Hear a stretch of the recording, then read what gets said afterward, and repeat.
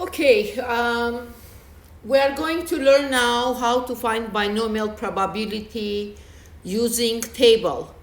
So, for example, um, survey indicate 41%. Oh, this one we solved already. We used that for, I think we used that for the table, huh? No, we didn't. So, okay, but here it is. Binomial probability distribution table. So when do we use binomial probability distribution table? When we need to calculate several binomial probability distribution values. In that case, it makes sense to use table. And more importantly, you want to use binomial probability distribution table when you have, let me see this probability. One second. Yeah, okay. So then all this line, this is showing you binomial probability that can match, so you can use it till 85, 90, 95. See that? Okay, so let me see, next, what we have, we need so total amount of trial, probability of success, this is we have, total amount of trial, this is N, and R is, it's our X, actually, successful trial, I would put here as an X, okay? So this N, under this N in column, is following all these numbers, total amount of trials. I put here till 7 on this slide, but if you download, by the way, you can download this table from the file. It's in the table folder. It's binomial probability table. You can put this recording on a pause and download the table and prepare. So you will have several pages of bunch of numbers of N. I took only one slide just to show you how it works. So under this X, it's gonna work amount of successful trials. So let's assume, well, we are going to work with the problem. Let's solve the problem and come back and figure out the probability using this table.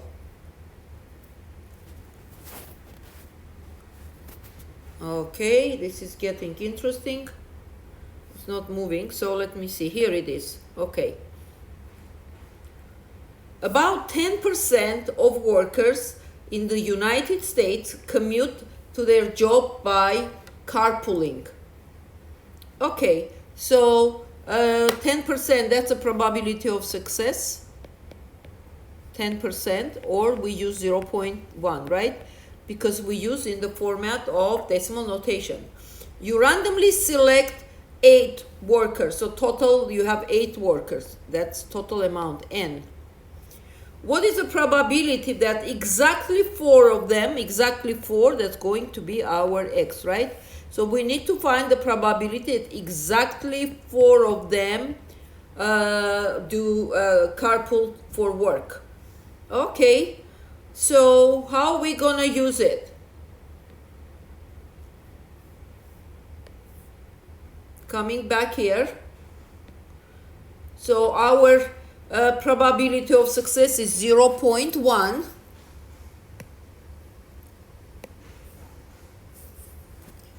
Let me see if I can zoom this. No, here it is 0.1, right? And my N is 8. Oops, I don't have 8 here. All right, let me go to the other case here. I have, here it is. So 0.1, this one, and then here I have 8, N is equal 8, right? And within that N, because see here you have N is equal 2, N is equal 3, and here it's cutting N is equal 8, and so on. So you have to look for X under its given N. So if it's 8, then Ax is equal 4. I am looking under this 8. By the way, pay attention that n is 2, x can be 0, 1, 2 maximum, because x is a subset of n, right? N is free, x can be 0, 1, 2, free. X is 8, x can be 0, 1, 2, 3, 4, 5, 6, 8 maximum. Okay, so intersection is going to be, for n is 8, x is 4, intersection is going to be probability 10%. So it is going to be 0.05. Okay, now let me bring another example. Coming back to this case.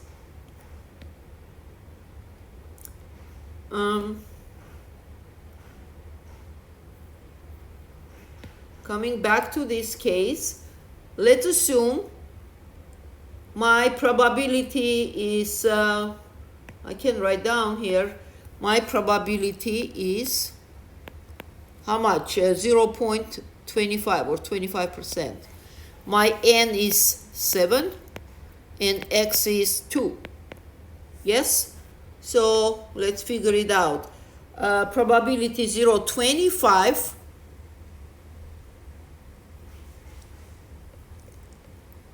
Here it is coming down. N is 7 and x is 2. Here it is, this 2. So I'm coming right here. And it is going to be 0.311. So probability for x is equal to, it's going to be 0.311. Now, if you have 0.26 probability instead of 0.25, I will not recommend to use it because it won't be precise. It will give you some difference, okay, for result. Therefore, the table is very convenient to use when you have a probability that ends with 0 or 5. So look here, 1%, 5%, 10%, 15, 20, 25, 30, 35, and all the way till 95%. Then it's very convenient to use the table, okay? One more time, you take percentage, let's say 35%, and then you go to n, let's say n is 4, and your x is free, for example. So x is free, you come here, and it's gonna be what? 0, let me see, 0.112, right here. Okay, so this is how we use the table for binomial probability distribution. All right. And to solve this problem, for n is equal 8,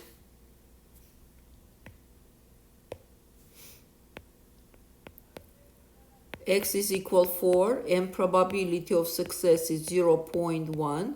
Then probability of x is equal 4 is going to be 0.005, which is 0.0, I mean, hold on, 0.5%. We move by 2 positions, because it's 100, 2 positions. We move on the right side and we get our 0.5%. Okay? Next one, 60% of households in the US own a video game console. You randomly select 6 households, which means n is equal 6, and ask each if they own video game or console. Construct binomial probability distribution for random x. So if they own video game, so let's see what's gonna happen here. So it looks like x is gonna be from 0 all the way to 6, right? Where is this probability? Hold on.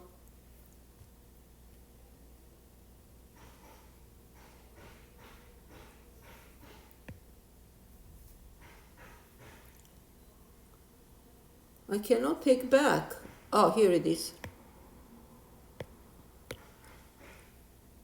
So where did they take probability 60? I didn't notice that. Let me 60% right here. Okay, we're good. So 60% is 0.6, and accordingly Q will be 1 minus 0.6, which will be 0.4. So 60% on the video game console, which means 40% do not own any video game console. Okay, and we need to find the probability for each value of X. We want to build graph. So here you can use our probability 0.6. Well, it's not a good number for the table, and 0.4 also 40%. I think we have it. Yeah, we have 40. Oh, we have 40%, we have 60%. There we go. Then we can find, so n is equal 6. Well, in our case, we don't see it right here. So we are looking for 40%. It's right here, 40%. But we need 60%, actually, our probability of success, 60%. Forget about that 40%. I was just so, yeah, we are not going to use that. It's not gonna clean. Never mind. So 60%, because our probability of success is 60%. Then we had our n was 6, right? Probability is 0.6. And all we need to do, X is equal from 0, 1, 2, and all the way to 6. Let's find out. So 0.6, n is 6, here it is, so 0. We are coming all the way to right here. And how much it is? It's 0.04. So probability for X is equal 0 is 0.04. Next, for X is equal 1, 0.07. 0.07. And then what else do we have? 1.38. So probability for X is equal 1.38. For probability equal 0.138. Okay, I'm sorry. There is nothing in here. I'm afraid if I move it now, will it mess it up? Yeah, it will. Okay, so it's 0.13x, and probability of X is equal 3. It's going to be how much? 0.275, and so on. Yes? So I was just showing you. And now if I move on, for table, right here, 0.04, 0.037, 0.138, 0.276. I put 275. Maybe I didn't see well. Could be 6.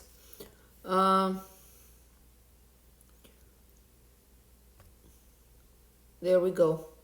So, given X is equal 0, 1, 2, 3, 4, 5, 6, 7, 5, 6. So here it is. On the x-axis we have X, and on y-axis we have probability of X. So we are building the histogram. X is 0, and we are using midpoint, remember, right in the middle, midpoint. right here.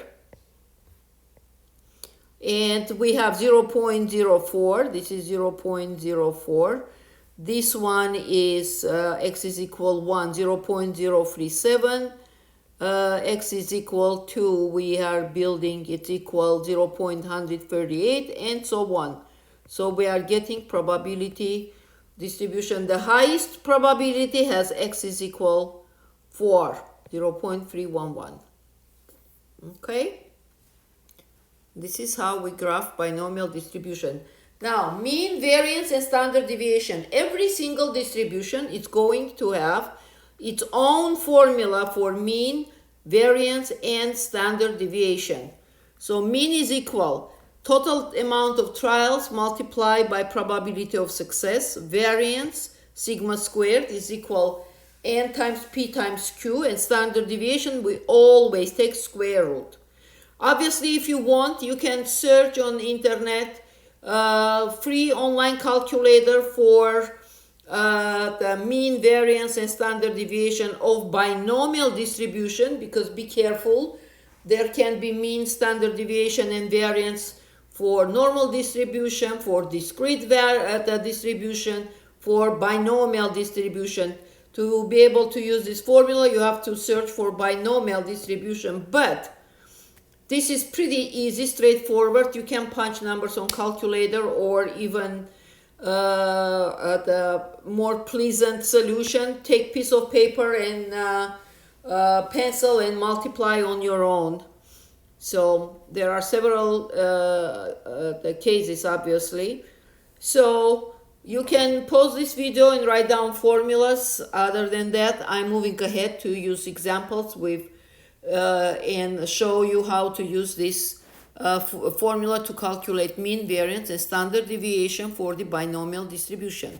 Here we go. In Pittsburgh, Pennsylvania, about 56% of the days in a year are cloudy. All right, 56%. So probability of success is going to be 0.56. In a year are cloudy. We need to find mean,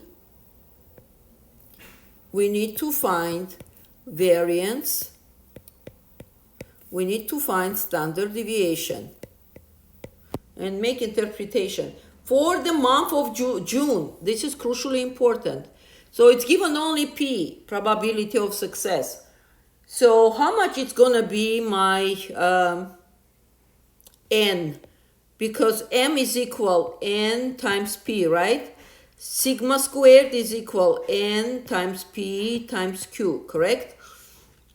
And sigma is equal square root of sigma squared, or square root of N, P, and Q. So we have probability of success. All we need to find N. How we figure out N? Very easy, pay attention. Month of June.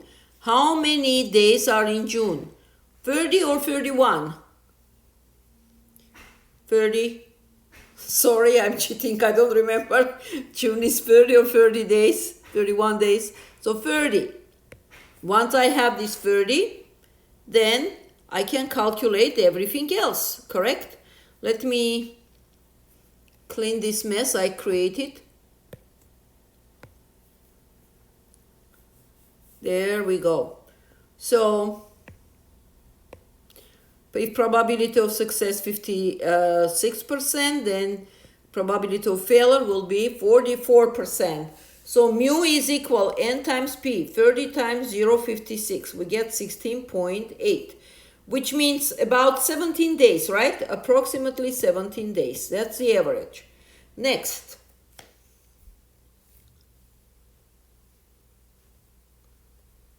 Variance. Variance is going to be N times P times Q. So N times P, we already have it. It's about 16.8. So instead of writing this 30 times 0.56 one more time, I would take 16.8 and times 0.44. That would be easier. But anyway, 7.4 days, which is about 7 days, you can say. And the standard deviation is going to be square root, which is 2.7, which approximately 3 days, right? Okay, so make interpretation result and determine unusual values. First of all, what is standard deviation? Remember, if this is our mean, standard deviation is how far is drifted away. This is your standard deviation, how far element is drifted away from the average. And that's give you interval where the value can be. So in our case, it's gonna be in the Pennsylvania, in Pittsburgh, there are about 17 days plus minus 3 days are cloudy, which means it's going to be 17 minus 3, it's going to be 14 days, and 17 plus 3, 20 days, between 14 and 20 days. Or where we can say 17 plus minus 3 days, it can be cloudy in Pittsburgh, Pennsylvania. Okay, moving to next one. Okay, we'll finish here the 4.2. This was just a continuation for binomial distribution using table, and we used it based on table, and we solved examples. So I'm not going to cover more discrete.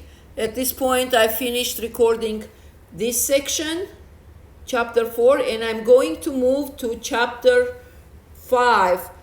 So when you are ready to listen chapter 5, please download Z-score table from the folder table in the files. Okay, have it ready because that's what we are going to do. Learn it. All right.